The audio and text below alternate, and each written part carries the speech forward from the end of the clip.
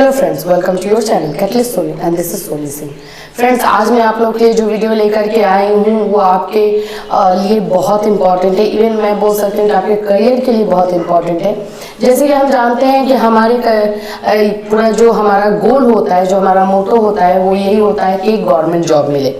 तो बीएड में आप कौन सा सब्जेक्ट लें कि आप लोगों का जो है मैं बोल सकती हूँ कि सरकारी नौकरी या गवर्नमेंट जॉब जो है इजीली और अच्छी तरीके से मिले, ज़्यादा स्ट्रगल ना करना पड़े, हम कह सकते हैं। तो फ्रेंड्स, आज का वीडियो इसी पर है कि बीएड में कौन सा सब्जेक्ट चूज करें कि हमारा जो है सरकारी नौकरी लेने में ज़्यादा प्रॉब्लम ना हो, ज़्यादा स्ट्रगल ना करना पड़े। सो फ्रेंड्स, आज का वीडियो में स्टार्ट करूँ उससे पहले अगर आप हमारे चैनल पर नए हैं तो चैनल को सब्सक्राइब कर लीजिए, बेल आइकन को हिट कर दीजिए।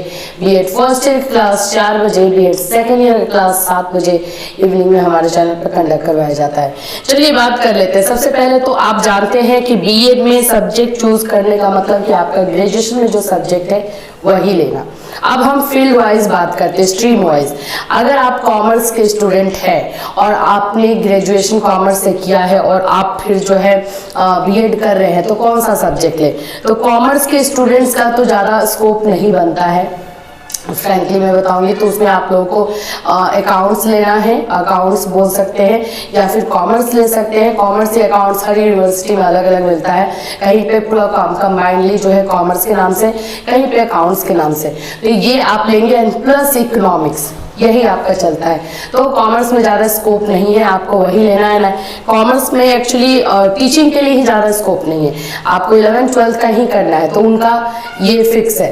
अब बात करते हैं हम साइंस स्ट्रीम की। अगर आप साइंस में बहुत स्कोप है, अगर आप बीएड में सोच समझ करके अपना सब्जेक्ट चूज करते हैं तो आप लोगों का जो है साइंस में बहुत मैं बोल सकती हूँ स्कोप है। मान लीजिए आपने ग्रेजुएशन जो है फिजिक्स केमिस्ट्री बायो से किया है, या फिजिक्स केमिस्ट्री मैथ्स, ये दो तरह से होता है।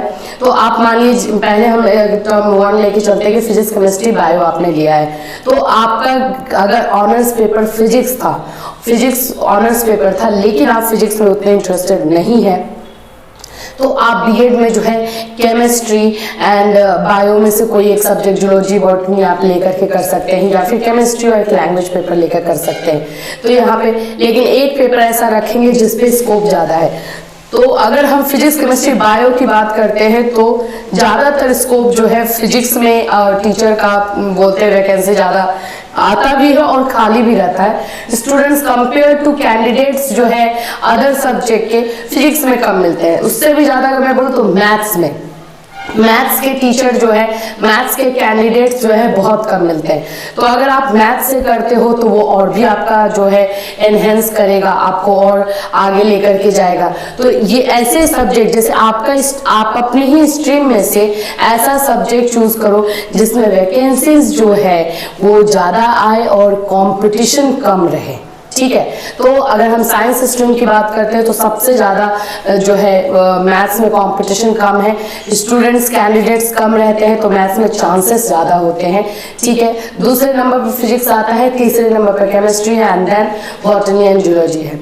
अब हम बात करते हैं आर्ट्स में बहुत ज़्यादा कॉम्पिटिशन है, क्योंकि एसएसटी में क्या होता है कि कॉमर्स के स्टूडेंट्स को भी एसएसटी में काउंट कर लिया जाता है, कंप्यूटर स्टूडेंट्स को भी एसएसटी में काउंट कर लिया जाता है कुछ पर्टिकुलर को। तो इसलिए एसएसटी में बहुत ज़्यादा रश है, बहुत ज़्यादा कंपटीशन है। उसमें भी कौन से सब्जेक्ट में? तो हिस्ट्री में।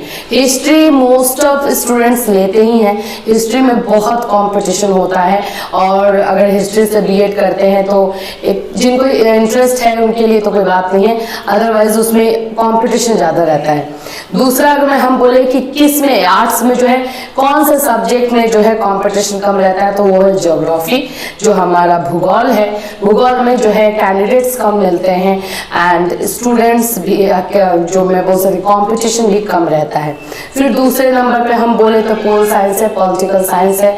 फिर उसके बाद से हमारा और भी जो आर्ट्स का डिफाइन होते जाता है वो सारे सब्जेक्ट हैं। हिस्ट्री सबसे लास्ट में आता है। तो इस तरह से जब भी आप, लेकिन आपको वही सब्जेक्ट चूज करना है जो आपने ग्रेजुएशन में रखा था, ये भी याद रखिए, चाहे एज अ ऑनर्स पेपर हो, चाहे चाहे ईयर 1 में, फर्स्ट ईयर में हो, सेकेंड ईयर में हो, थर्ड ईयर में हो, किसी भी तीनों में से किसी भी ईयर में जो है आपका वो पेपर होना चाहिए, वही पेपर जो है आप बीएड में ले सकते हैं।